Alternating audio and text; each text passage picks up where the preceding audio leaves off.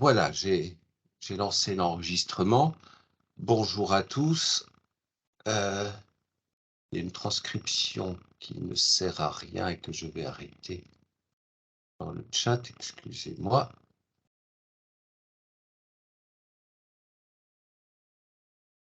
Voilà, et j'ai quelqu'un en salle d'attente. Voilà, une deuxième classe nous rejoint. Donc, bonjour à tous. Bonjour.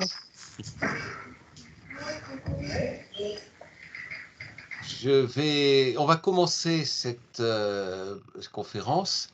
J'ai lancé l'enregistrement. Je vais peut-être vous demander de couper les micros dans les classes, si ce n'est fait, pendant la conférence, et puis de les remettre si vous avez des questions ensuite. Donc, nous sommes jeudi, 4e journée de la semaine de la rentrée des sciences. Merci, bravo à tous pour vos participations. Nous voyons la page Vos créations sur le site se remplir peu à peu et on est ravis de lire vos retours qui sont si positifs. Aujourd'hui, c'est notre 3e et dernière conférence de la semaine par Kevin, qui est mathématicien et chercheur en océanographie. Merci Kevin d'être là. Alors, parmi les activités du jour, on en propose une aujourd'hui pour comprendre ce que sont les pixels d'une image, c'est-à-dire les petits carrés de couleur qui apparaissent quand on agrandit beaucoup une image à l'écran. Et Kevin va justement nous parler de la façon dont il travaille avec des images. Il utilise les images comme outils pour comprendre l'océan, et ce sont des images prises depuis l'espace par des satellites. Donc, je passe la parole à Kevin pour 20 minutes d'exposé et ensuite, nous prendrons quelques questions. À toi, Kevin. Merci Jean et bonjour tout le monde. Donc moi je suis chercheur en images satellites de la mer. Mon travail, mon domaine d'expertise, c'est la couleur de l'eau. Je vais vous expliquer pourquoi on fait ça, mais je vais aussi vous expliquer mon parcours professionnel, comment je suis passé des maths à l'école jusqu'à l'analyse de la couleur de l'eau. J'espère que vous voyez bien l'écran. J'ai commencé comme tout le monde à l'école primaire. Ça, c'est mon école primaire en Angleterre. C'est une petite école de quartier. Et là, j'ai pas beaucoup de souvenirs, mais je sais que j'aimais bien les maths. Pour moi, les maths, c'était comme un jeu. Et j'aimais bien ça. C'était une façon agréable de solutionner les problèmes, faire des maths. Ensuite, je suis passé à l'école secondaire. Là, c'était beaucoup plus dur, hein. Là, j'avais beaucoup de sujets et il y avait des sujets comme le latin où je devais énormément mémoriser, ça je trouvais difficile. Mais ce que j'aimais bien dans les maths et les physiques, c'est que quand on comprenait, on ne devait pas mémoriser. C'était beaucoup plus facile. Je sais que si on ne comprend pas, c'est pas facile. Et là, j'ai eu la chance d'avoir quelques professeurs de maths et physique qui m'ont beaucoup aidé. Et je me souviens encore d'eux. Ils sont pas morts maintenant, mais je me souviens d'eux.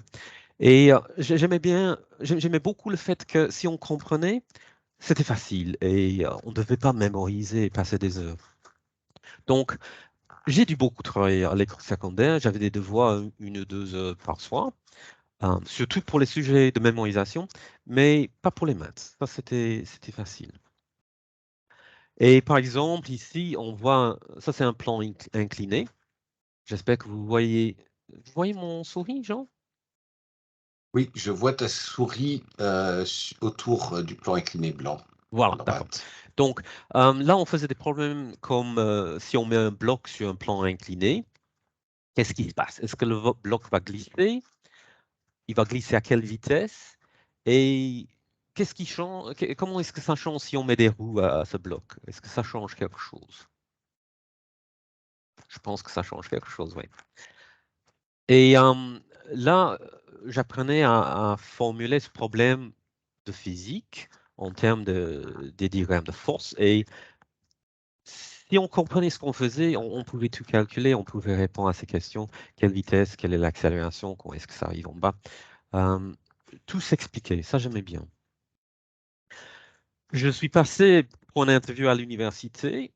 Et je me souviens toujours, il y avait le professeur dans son bureau en face de moi. Et il m'a donné une latte. Et il m'a dit de soutenir cette latte avec mes doigts et de rapprocher mes doigts, d'observer ce qui se passe et de lui expliquer comment la latte et les doigts bougeaient en termes de la physique. Je vous laisse faire cette expérience. Il est un peu surprenant à quelques égards, mais quand on comprend les forces, on peut l'expliquer. J'ai passé l'interview, ils m'ont accepté à l'université. Après l'université, je suis venu en Belgique pour faire des études post-universitaires. Et là, les maths devenaient franchement extrêmement compliquées. C'était, ça restait agréable, mais c'était vraiment très, très compliqué. Mais je commençais à voir à ce moment-là l'utilité de ce qu'on pouvait faire avec des maths compliquées. Et là, je vous montre un exemple qu'avec des maths et de la programmation, on peut calculer les forces sur une voiture et on peut concevoir des voitures plus aérodynamiques pour consommer moins d'énergie. Donc, ça me semble utile. Puis, je suis passé dans le monde du travail et là, je travaillais comme un chercheur dans une société privée qui faisait la conception de bâtiments. Et je faisais le calcul de chaleur et de ventilation à l'intérieur des bâtiments. Là, le chaleur, c'est pour que les gens dans les bureaux ils soient confortables, mais aussi pour qu'on chauffe de façon efficace. Donc, éviter des points chauds et des points froids, avoir un confort thermique pour les gens dans les bureaux. Et aussi la ventilation qui redevient extrêmement importante depuis le Covid. Comment faire une bonne ventilation dans les bâtiments pour qu'il y a de l'air fraîche pour les gens. À ce moment-là, il y avait une catastrophe dans le métro de Londres. Il y avait un incendie dans le métro qui s'est propagé vraiment très rapidement dans les escalators. Et il y avait 31 morts et c'était considéré comme une catastrophe assez importante. Suite à ça, on a commencé à modéliser par ordinateur les écoulements de fumée et la propagation de feu dans les espaces confinés. Et on a commencé à concevoir des endroits comme les métros mieux pour ralentir un incendie et pour permettre aux gens de s'échapper plus facilement. Donc, je pense qu'on n'a plus de catastrophes de ce genre depuis, cet événement-là. Donc, c'était utile. À cette époque-là, je faisais beaucoup de programmation sur ordinateur pour faire tous ces calculs. Et c'était assez agréable. J'avais l'impression d'être payé pour jouer, ce qui était franchement pas mal comme vie. Oui, je suis passé à la recherche en océanographie et l'analyse d'images satellites, la couleur de l'eau. Donc, je suis expert international en couleur de l'eau. Ce qui peut vous sembler étrange, pourquoi est-ce qu'on me paye pour faire ça? Moi, je suis très content, mais c'est utile et je vais vous expliquer pourquoi. Ça, c'est une photo. Je pense que vous pouvez voir que c'est une photo de vague. Je serais curieux de savoir pourquoi vous diriez que c'est une photo de vague. Comment est-ce que vous identifiez, à partir des variations de couleurs, que c'est une photo de vague? Je n'ai pas la possibilité d'interagir avec vous, mais je suis assez curieux de voir ce que les enfants disent à ce sujet. Jean? Peut-être que une des classes peut nous dire à peu près, les enseignants, est-ce qu'il y a un élève qui prendrait la parole pour nous expliquer en quoi on voit que ce sont des vagues? Pensez à mettre votre micro. Mélanie, André ou sa classe nous dit on voit les formes. On voit les formes, oui. Oui, oui. Et mais vous voyez un écran qui est deux-dimensionnel, qui est plat. Comment est-ce qu'on voit des formes sur un écran qui est plat? Autre commentaire, on voit les formes et la couleur. Oui. C'est grâce aux c'est tout à fait vrai. C'est grâce aux variations de couleurs sur un écran qui est plat que nous pouvons savoir que c'est en fait des formes. C'est la façon que la surface de la mer réfléchit des parties du ciel. Si on va plus loin, c'est assez compliqué et il faudrait faire des expériences. Je vous laisse faire ça et je vous laisse réfléchir à ça. Mais la prochaine fois que vous regardez une surface d'eau avec des vagues, regardez qu'il y a des parties qui sont plus foncées, plus claires et réfléchissez un peu à pourquoi ça peut être comme ça. On a un Elles ont... commentaire de Mhm. l'école des axolotls. La vague monte, on voit le reflet, la couleur, la mousse. Oui, tout à fait. Donc, il y a deux choses là. Il y a la forme des vagues qui réfléchit différemment quand le vague est vers nous et quand le vague est quand c'est sur l'autre côté de la vague. Ça, c'est le foncé et le clair qu'on voit là. Et un deuxième phénomène qu'on voit, c'est l'écume qui est sur la crête de la vague. Et ça, c'est aussi un effet de la couleur. Ça, c'est une couleur beaucoup plus blanche. Euh, ce sont deux éléments qui nous aident à identifier que c'est des vagues. Voilà. On pourrait parler 20 ou 30 minutes là-dessus. Je vais passer aux prochaines images, mais je vais vous laisser réfléchir là-dessus dans les jours qui viennent.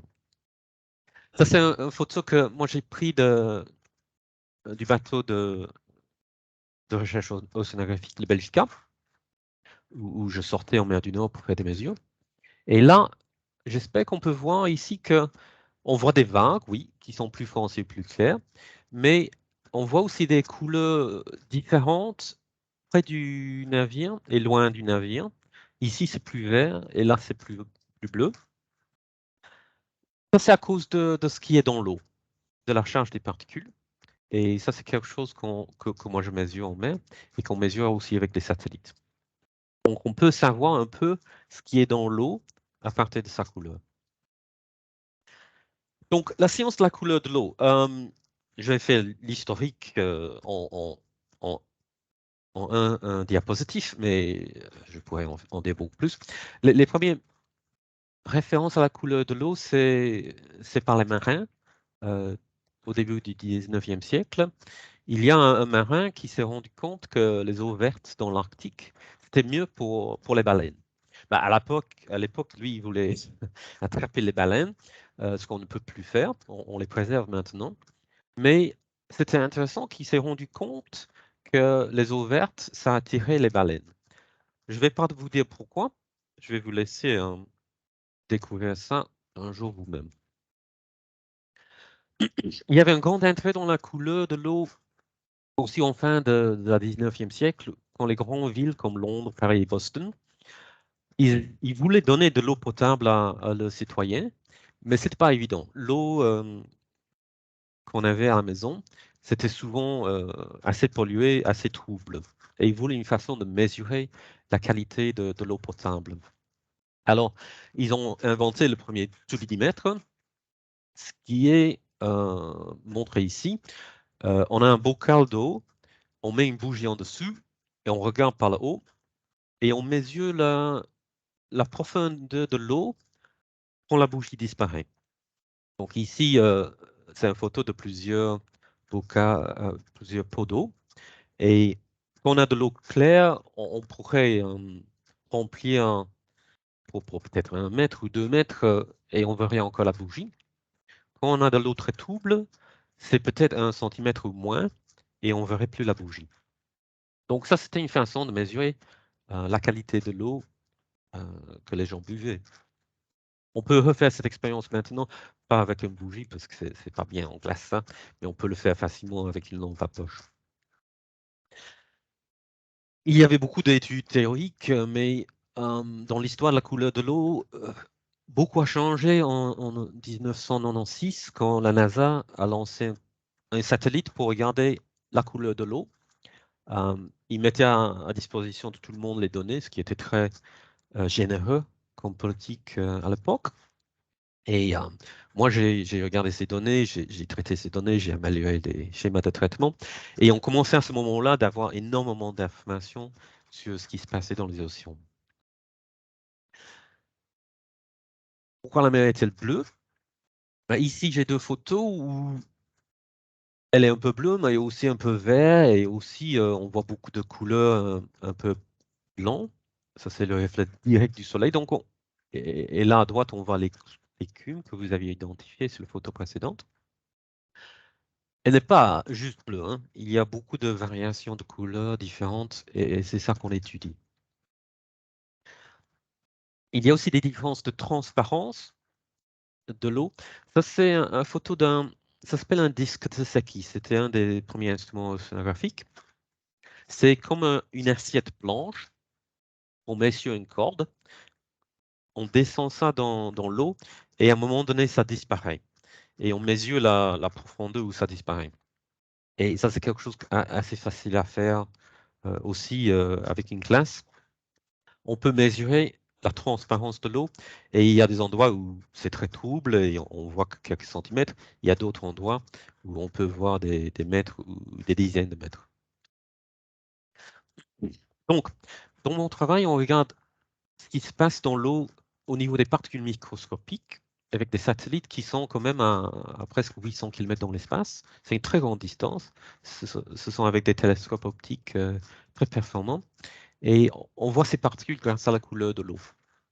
Donc, on peut avoir de l'eau claire, on peut avoir du phytoplancton dans l'eau. Ça, euh, c'est la vie végétale. C'est comme l'herbe de l'océan, je dirais. C'est le début de la vie marine, c'est le phytoplancton. On peut avoir de l'eau trouble quand il y a de la boue, du sable. Mais donc, il y a d'un côté la biologie qu'on voit, et d'un autre côté les, les particules inorganiques, les particules non vivantes. Et une bonne partie du travail, c'est de séparer les deux. Donc, avec des satellites, on a des vues de la mer. Ça, c'est la Belgique, les Pays-Bas. Ici, c'est le port de Zeebrugge. Ça, c'est le port d'Antwerpen, d'Anvers. Et on voit dans l'eau des couleurs différentes. C'est du vert, mais c'est aussi un peu du brun. Et ces couleurs, c'est parce qu'il y a des particules différentes dans l'eau, différentes en type ou en concentration. Et notre travail, c'est de convertir ces observations de la couleur dans une mesure de la turbidité, quelque chose de quantifié. Mais à quoi ça sert? Le premier, enfin, le première application qui a justifié le lancement du premier satellite que l'océan pour la NASA, c'était pour le phytoplancton, qui est important dans le cycle du carbone. Donc, ici, on voit la concentration en chlorophylle. Le chlorophylle, c'est ce qui est ce qui rend les plantes vertes. C'est pourquoi l'herbe est verte. Il contient de la chlorophylle. Et dans l'océan, c'est le phytoplancton qui contient de la chlorophylle. Il est utilisé pour absorber la lumière et par la photosynthèse, euh, faire croître le phytoplancton. Ici, c'est en juin, donc on voit qu'il y a beaucoup plus de phytoplancton dans l'hémisphère nord. Il y a plus de soleil.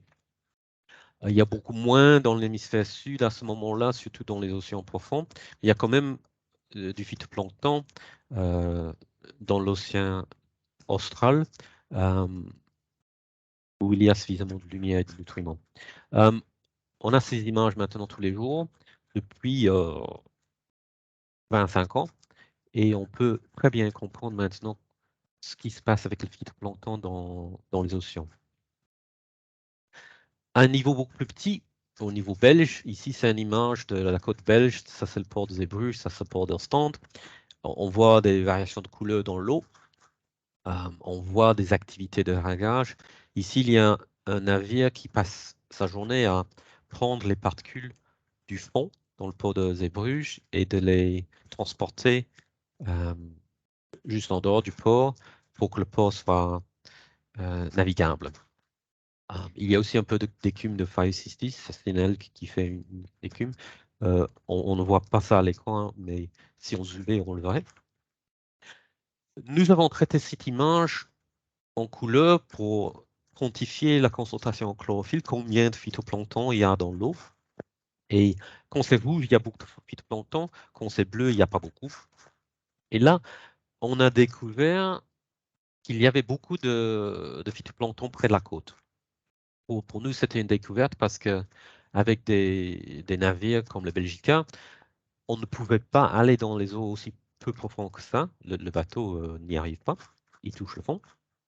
Donc, on n'avait jamais mesuré aussi proche de la côte avant. Et avec les satellites, on voyait qu'il y avait beaucoup de phytoplancton près de la côte. Donc, les mesures par satellite, c'est très efficace. Et ici, on a trouvé quelque chose qu'on n'avait jamais trouvé par navire pour la côte belge. OK. Une deuxième application de ces études, c'est l'optimisation de dragage. Ici, c'est le port de Zeebrugge. Et vous voyez tout ce qui est brun, ça c'est l'eau tubite, c'est l'eau qui est chargée en sédiments. Et on voit que ces particules rentrent dans le port de Zeebrugge. Quand ils arrivent dans le port, c'est plus calme, ils tombent sur le fond. Et il faut les enlever tous les jours. Si on les laissait là, le port serait ensablé et les bateaux ne sauraient plus rentrer et sortir du port.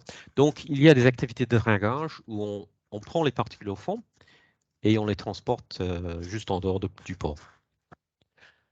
Cette activité coûte très cher et on travaille avec des modélisateurs pour essayer d'optimiser ça pour que ce soit efficace. Donc ici, on convertit l'image dans une mesure quantitative de la charge de particules dans l'eau. Je fais vite une troisième application, mais il y en a d'autres. Avec les images satellites, on peut détecter de la pollution et on peut faire ça partout au monde. Ici, c'était dans une information sur le site de la BBC. Quelqu'un avait pris une photo d'un fleuve qui était rouge. C'était près d'une usine de métal en Russie. Et sur le moment, les propriétaires de l'usine disaient que non, c'est pas nous, il n'y a rien, vous vous trompez, il n'y a pas de problème. J'ai regardé l'image satellite de ce moment-là et la partie blanche, c'est les nuages, la partie verte, c'est les champs. Et j'espère que vous pouvez voir ici qu'il y a un fleuve qui est rouge. Il y a aussi un fleuve il arrive ici, il y a aussi un fleuve qui est vert ou bleu. Et à partir de l'image satellite, on pouvait dire très clairement qu'il y avait un problème, que le fleuve était rouge sur une distance d'environ 10 km. Et on pouvait faire ça dans un pays où on n'a pas accès. Donc, avec les images satellites, on peut détecter de la pollution partout au monde. La seule façon de se cacher, c'est de rester en dessous des nuages. OK. La recherche, c'est plus compliqué que juste regarder des belles images. Et ici, il y a un travail récent de mon équipe. C'est un papier qu'on a publié la semaine passée. Il y a beaucoup de travail de recherche qui se présente en forme de papier où on décrit ce qu'on a trouvé. Et d'autres chercheurs peuvent lire ça et ils peuvent ajouter à la science à partir de ce que nous avons fait. Dans ce papier-ci, on a installé un instrument de mesure. C'est un radiomètre, c'est un peu comme une caméra assez sophistiquée qui peut détecter des différences de couleurs très subtiles.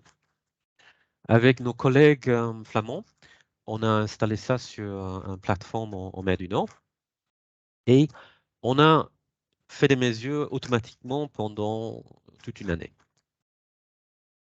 Alors, avec un peu de mathématiques et de physique et beaucoup de programmation de l'ordinateur, on a utilisé ça pour mesurer le phytoplancton dans l'eau pendant l'année 2020. C'était une époque où on ne pouvait pas aller en mer avec des bateaux, très difficilement.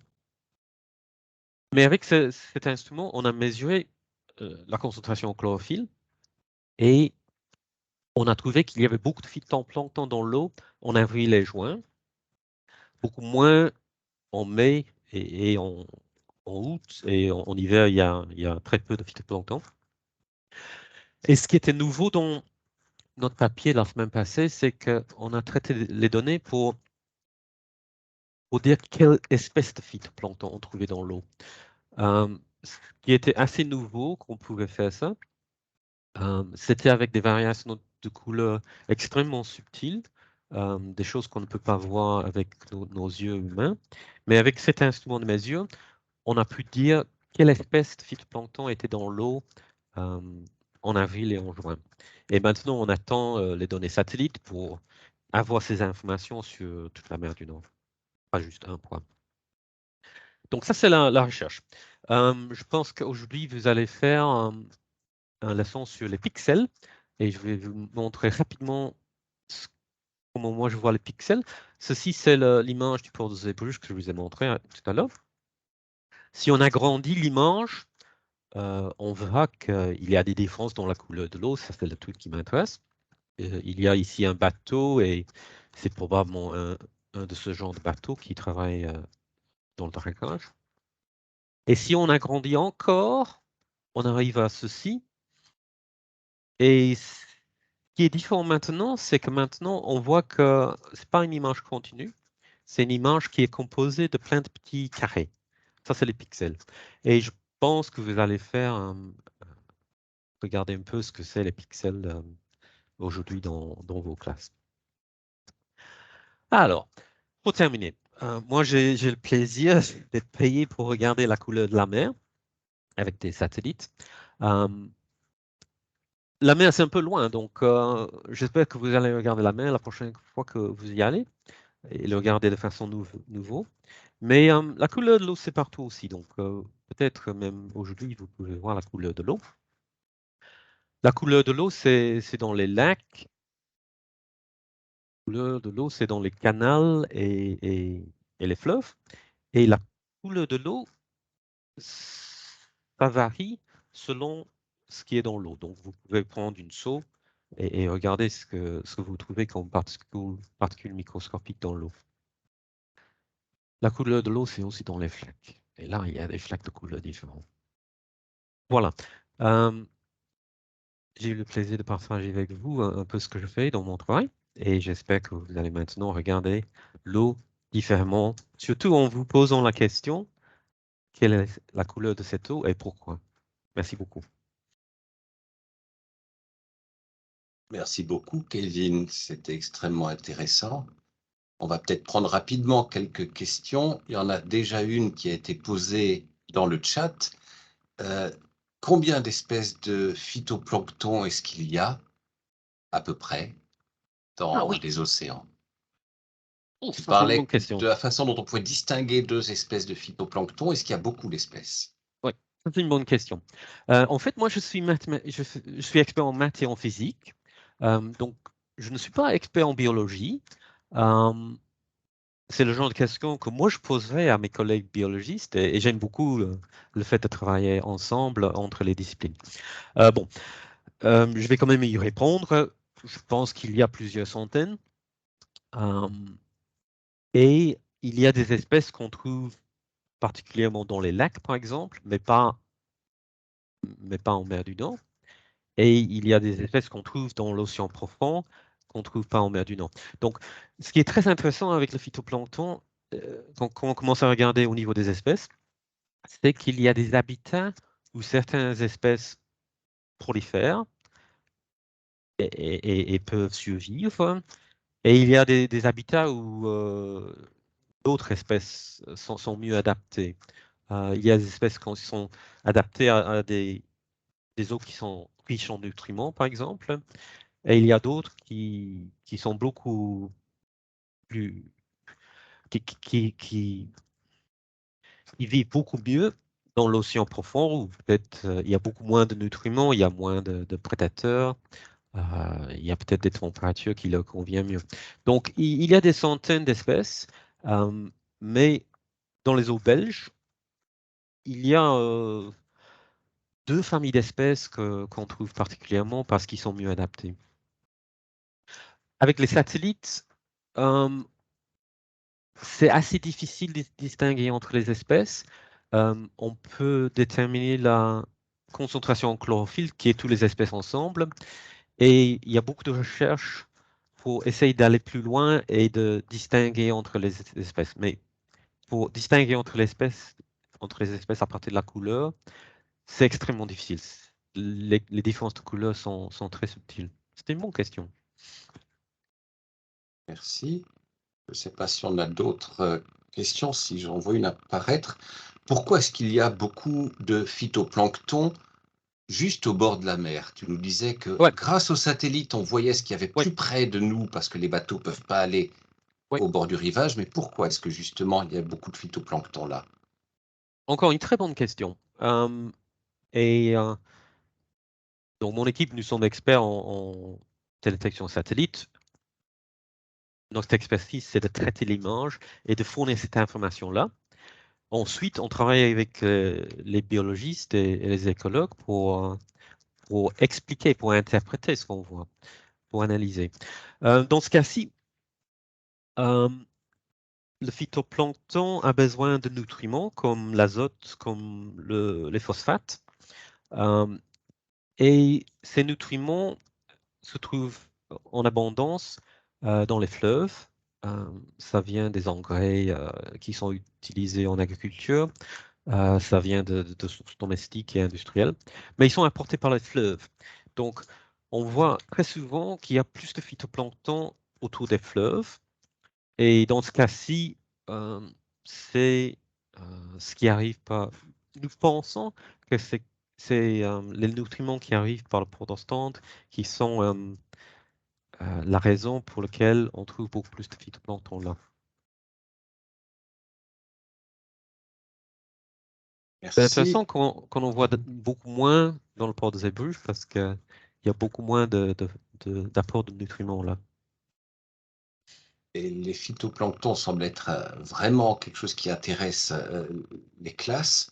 On nous pose une question encore. Est-ce que les phytoplanctons sont menacés à cause de la pollution et du réchauffement climatique? C'est une bonne question. Alors, tu n'es pas biologiste, mais Non. tu surveilles combien il y a de phytoplancton. Donc ça, je pense que c'est une question que Oui, tu dois déjà croiser. oui. Non. Le phytoplancton, c'est comme l'herbe. Il y a peu de menaces pour le phytoplancton grâce aux pollutions. Les activités humaines peuvent changer la quantité de phytoplancton et aussi le type de phytoplancton. Et ça, c'est quelque chose qu'on regarde beaucoup. Mais la pollution menace plus directement les animaux marins, comme à partir du zooplancton. Il a un impact sur le phytoplancton, mais c'est à d'autres niveaux trophiques pour d'autres espèces que euh, c'est plus endommageant. Pour les changements climatiques, oui, ça peut changer le phytoplancton parce que ça change l'habitat.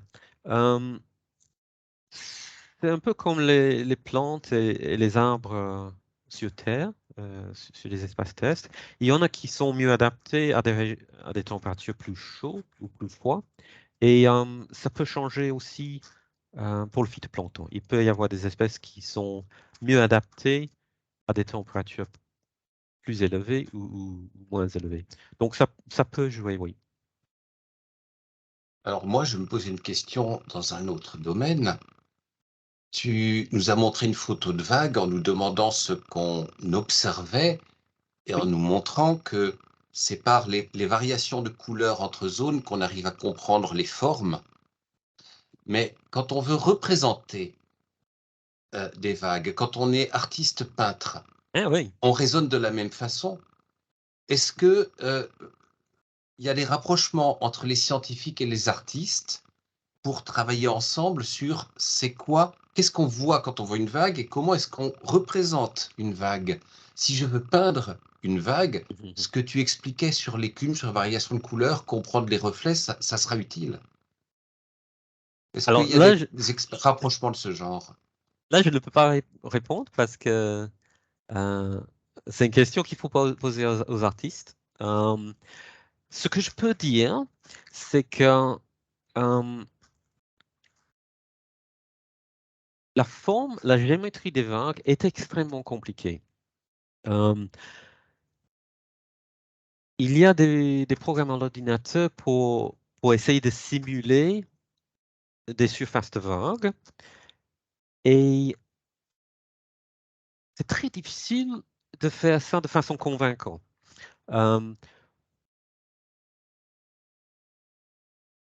Souvent, quand on regarde les surfaces générées par ordinateur, ils sont censés être des vagues. Souvent, avec nos yeux et notre cerveau humain, on dit que c'est pas juste ça, c'est pas tout à fait juste. Donc, c'est extrêmement compliqué de simuler par ordinateur. Quelque chose qui aurait l'air convaincant. Pour la question d'art, je la laisse aux artistes de répondre. Effectivement, je crois que les artistes sont concernés, mais les créateurs de jeux vidéo aussi. Et je suis sûr qu'il y en a qui lisent beaucoup les publications Oui. de ce type. Est-ce qu'il y a d'autres questions dans les classes? On a déjà pris pas mal de temps, mais c'était très intéressant. S'il n'y a pas d'autres questions, on va peut-être mettre fin à cette conférence en remerciant beaucoup Kevin, c'était extrêmement intéressant. Et je vous souhaite à tous de bonnes activités pour la suite de la rentrée des sciences. Je ne sais pas si les classes qui étaient présentes aujourd'hui vont faire l'activité sur les pixels ou pas, mais elle est assez sympa.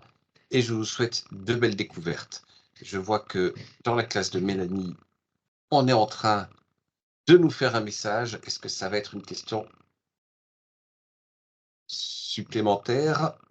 On va attendre un tout petit peu pour voir le message apparaître. C'était au revoir et merci, c'est top pour les pixels. Donc merci encore Kevin. Merci tout le monde. À Et regardez bientôt. la couleur de l'eau. Regardez la couleur de l'eau autour de vous. Au revoir. On retient le message, on regardera la couleur de l'eau. Bonne journée.